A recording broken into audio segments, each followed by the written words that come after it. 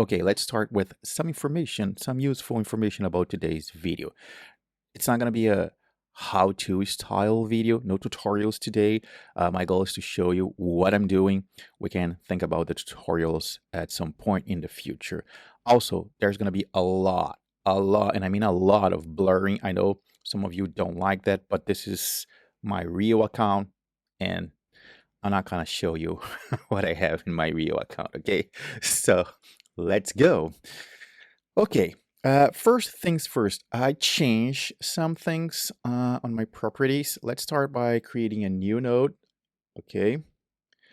And as you can see, it starts collapsed. I'm using a plugin for that. I'll soon show you. And I also have a shortcut, Shift Command M, uh, because I'm already using P to publish using micro-publish plugin. So Shift Command M from metadata. Metadata. I wonder why that company is called Meta. Anyway, uh, as you can see, the list is really long, and now I don't care about how long the list is because I have this property, this plugin and the keyboard shortcut that can help me collapse and expand the list. Now, I added some, and you should understand why I want a single template with all the properties. So what I added here was expiration and number for my documents. So I'm changing that. We'll talk about that in the future. I'm trying not to have the documents loose as PDFs or JPEGs there. I'm putting them inside of notes. Again, we'll talk about that at some point in the future. Then I have here letters to go with value. Value, as you remember, is a property that I have for everything that is a number. But letters, I needed a second number. I'm trying to track my car consumption of, what's the name? In Portuguese is GPL, I guess in English is LPG. It is gas, not gasoline, gas. So my car is hybrid, runs on both, and I'm trying to figure out the mileage. In reality, the kilometers, right? I can run with that with a tank, so that's why I added liters here. Then I have here car. This is for bases. Probably not talking about this today, but this is for the card view on bases. Language, I just added, I don't know, a few weeks ago, and I'm taking it off. This was supposed to be EN and PT for the language, English and Portuguese, but because of the changes I did on my site recently, I need the PT and EN to be tags because that's what filter the posts on my blog, and all my blog posts come from Obsidian. So I'm gonna remove this property here from my template, and I'm gonna use the tags for the EN and PT. I had it in a separate property because I thought it would be a nice way to filter. Let's say I want to see all the posts in Portuguese or all the posts in English, but it will work on tags too, right? So I guess there's not going to be any problem. Status is also new. This is something I'm trying right now. Like a week ago, I started trying this. So my idea is to convert everything using bases, convert the timeline system to a basis system. I mean, no, that didn't come out right. Convert my notes, my timeline system notes, to use bases as the base for that. So instead of having folders, my idea, for example, is to have a base, a table for, let's say, a post that I'm writing on, I'm working on. So when I'm done with that post and I click here, that's going to disappear from that specific table. I'll talk more about that in the future. For now, I'm just trying so many things, having so many ideas.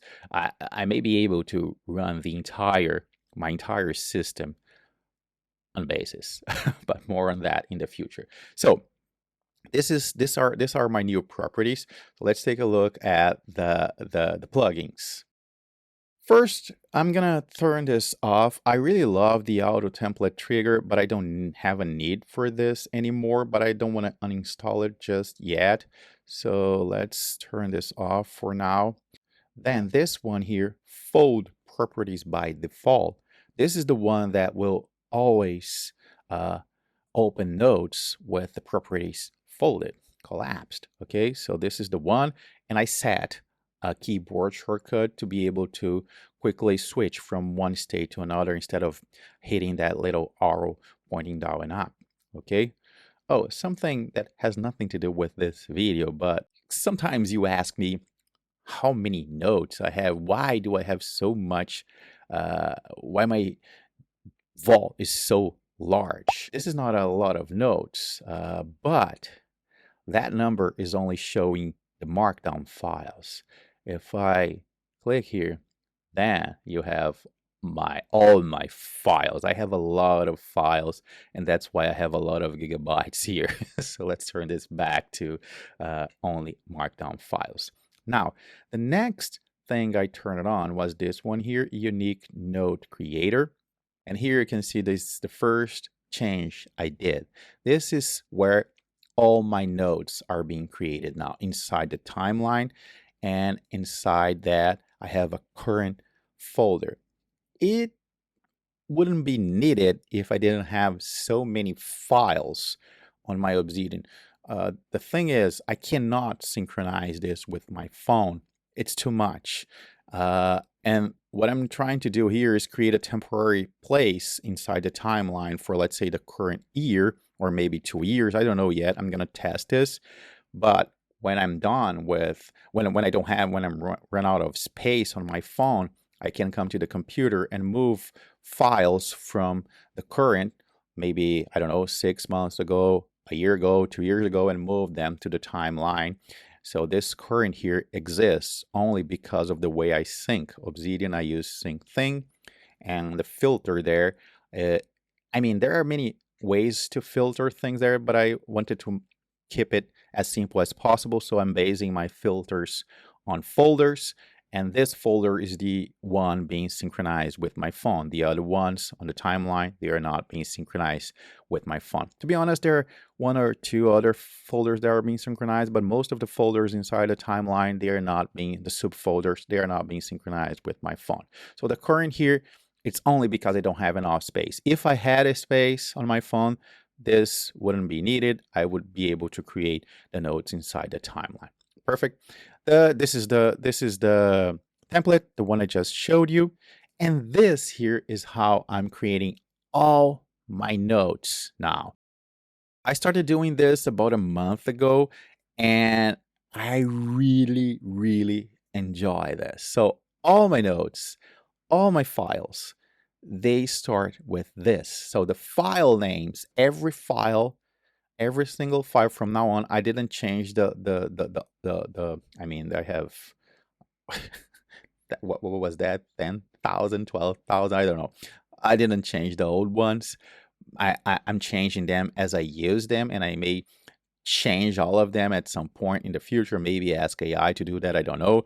But for now on, I want to test this and make sure I really like this. So year, month, day, hour, and minute. So every time I create a node now, it's going to be saved here inside current, and it will have the title like this. And if I'm moving a file to Obsidian, I almost said Evernote there, to Obsidian, I'm changing the file title to match this. And sometimes I put a name in front of it, but the notes, this is everything a note has. So let's take a look at if there is anything else here that I want to show you. Recent file. No, I guess that's it. Okay, so if we go back to this note, so this is the title of my notes now, and I also have date here because, I mean, it's automatic. Both are created when I create a note, every time I click here, I'll create a note, and this is automatic, so it doesn't hurt. I think this is important. It works kind of a backup. If I change something here, I can take a look at this. If I change something by accident here, I can take a look at this and make sure I have. Date is important. After all, it's called the timeline system, so I need the date. This is the most important information, the most important data on my notes. So I think it's okay to have them in both places, and it's automatic. I don't have to do anything. By the way, I'm also using the unique note creator on my phone all the time. It's so fast now. All I have to do is tap the 3 lines here, and it's right here at the bottom.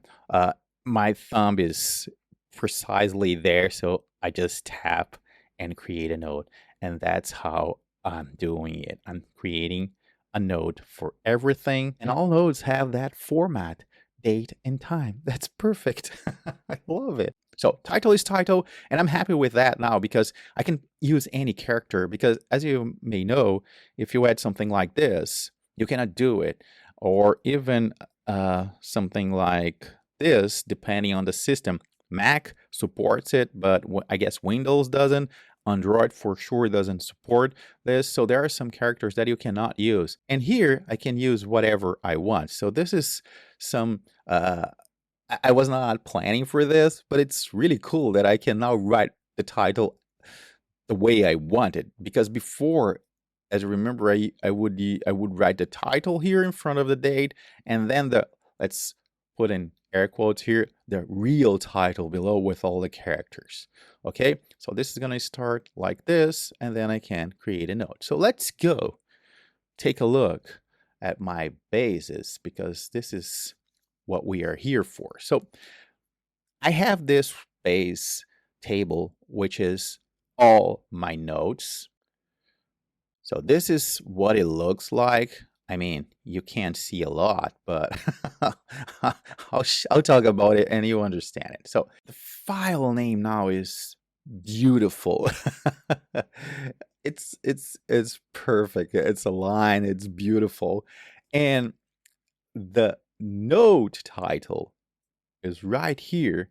So what I'm doing is using this table as like I think people that came from Evernote will understand this. I'm using this table as the notes, the list of notes in Evernote, because I can just scroll up and down, and this is ordered by the most recent note created, and I can read the numbers here, and the recent one, I can read the names here, I mean, and the recent ones are right at the top.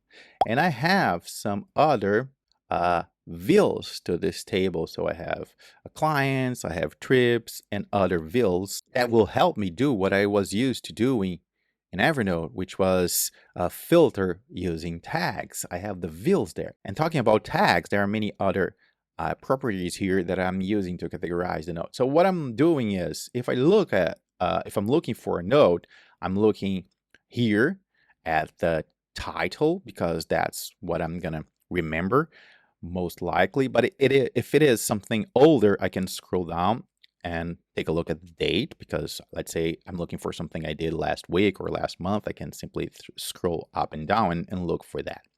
Then I have type. All my notes, they have a type.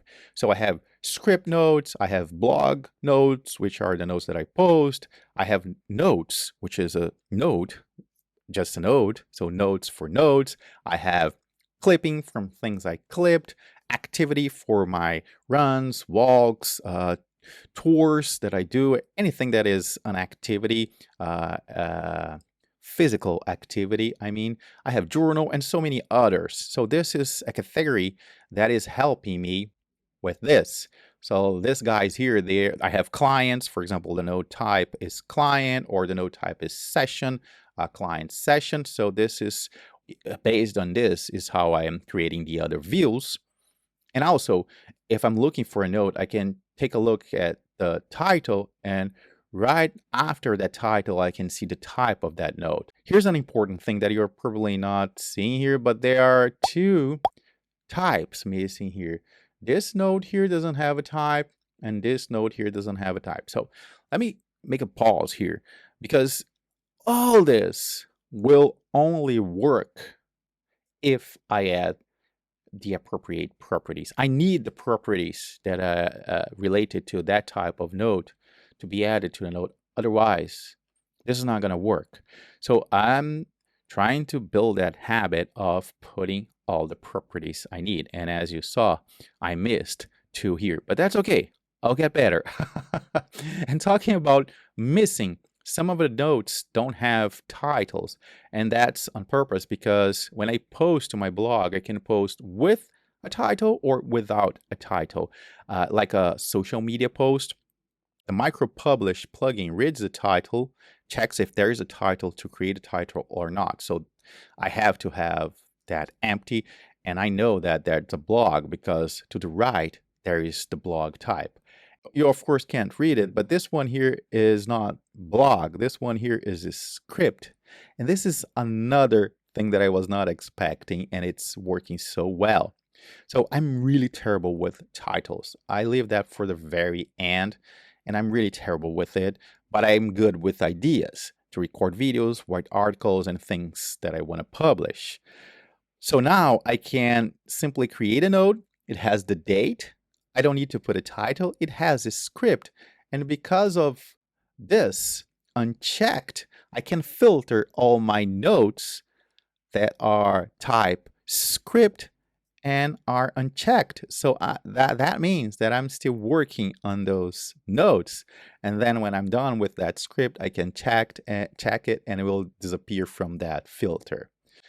Again, more on that in the future. I'm still trying some ideas here, but I'm really happy with everything that I'm able to do. I don't always add people.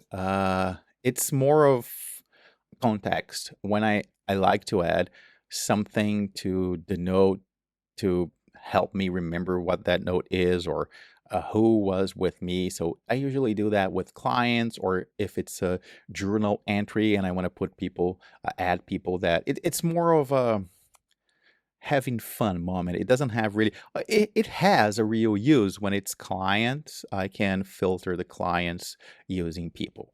Okay, then there are tags. Tags is a subcategory.